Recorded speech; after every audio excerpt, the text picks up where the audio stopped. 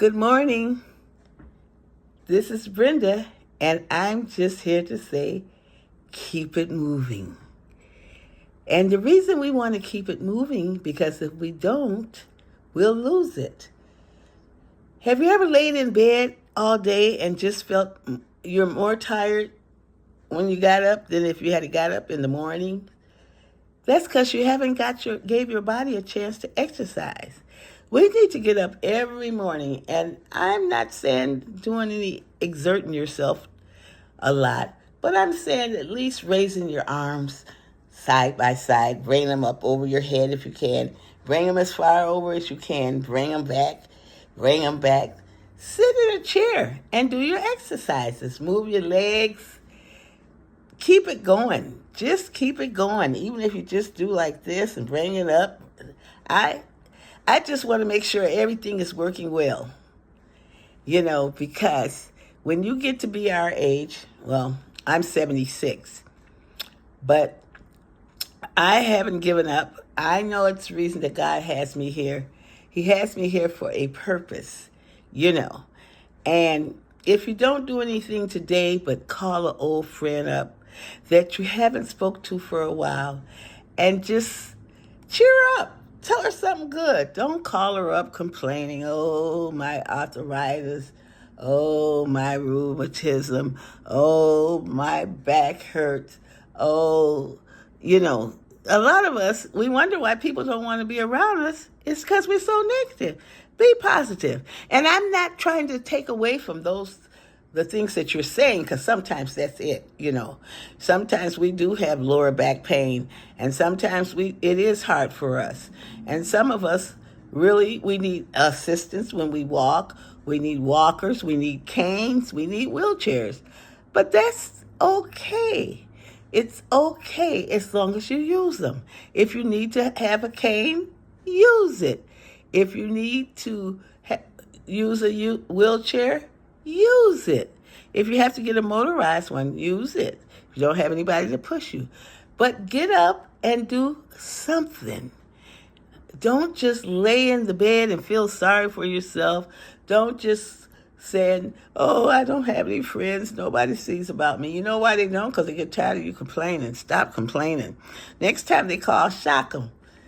Don't, a lot of times we as adults, older adults, we like to give our children guilt complex. Oh, you didn't see about your mother and I've been laying here.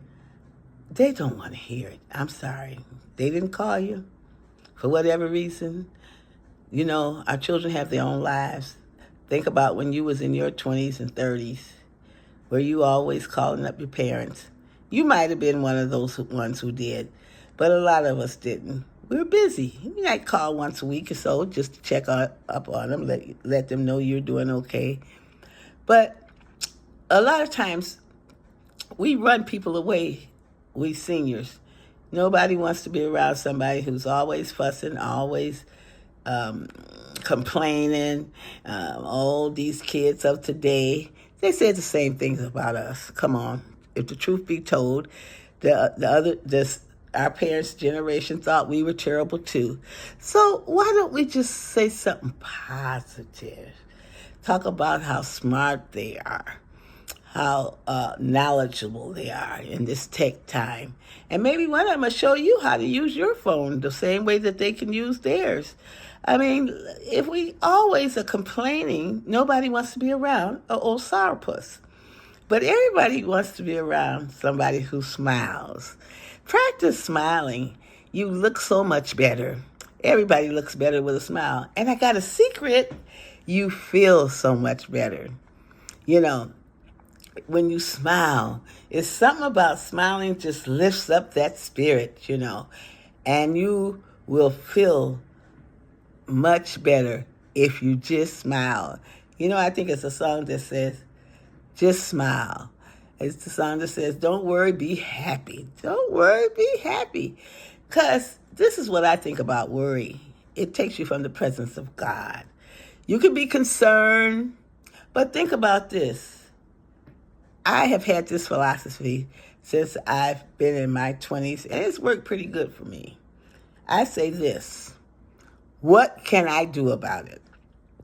If I can do something about it, then I do what I can do about it.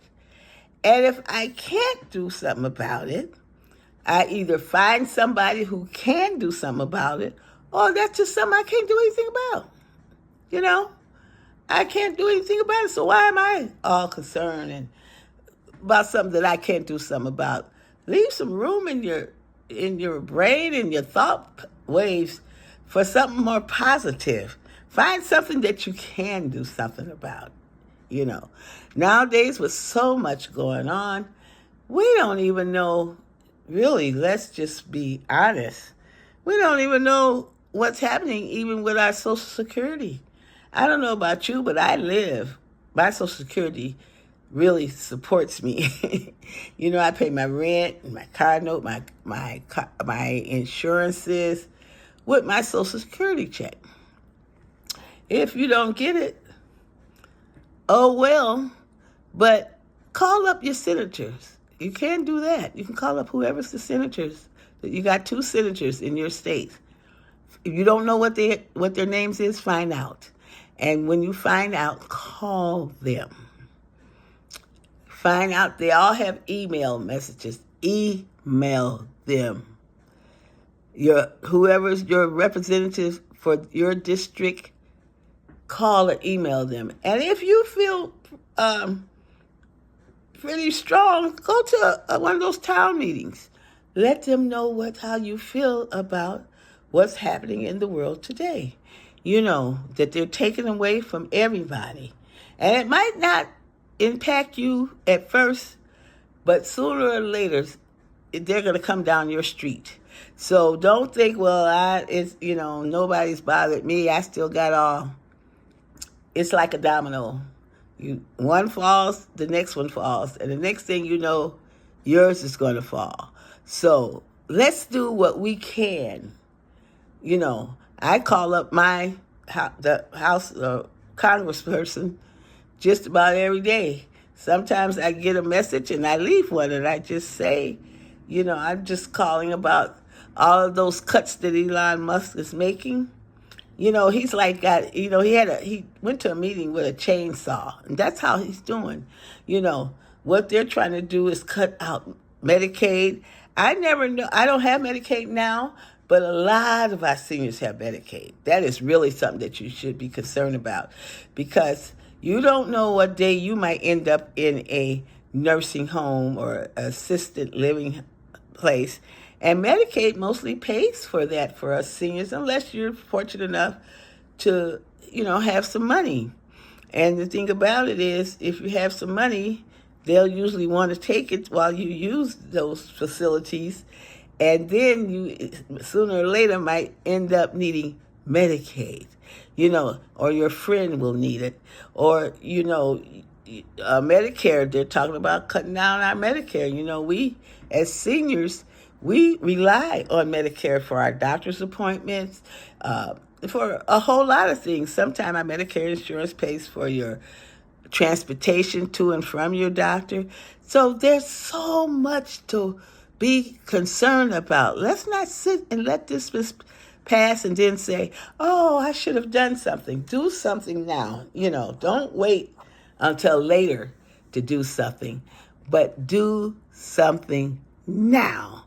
Now is the time to keep it moving. I tell you, like that lady, I don't know who she was, but she used to go to the Obama rallies, and she would say, fired up and ready to go. And something, I find that if you look in the mirror every day after you thank the Lord for giving you another day, just look at that mirror and say, fired up and ready to go.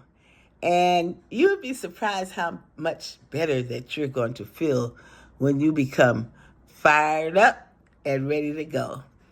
And I'm not going to run a long video today, but I just want you all to know that he's got the whole world in his hand.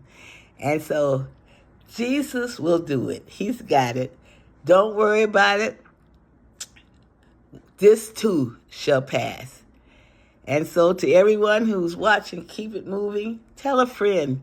about this old lady who's on YouTube, and have them to check in with us. I'll really welcome all comments, any subject that you would like for me to talk about, because we're going to be talking about fashion, y'all, and then we're going to talk about hygiene, and then we're going to be talking about politics, and we're going to be talking about even things like your house and your apartment, little tips. So if you have a tip for me, let me know.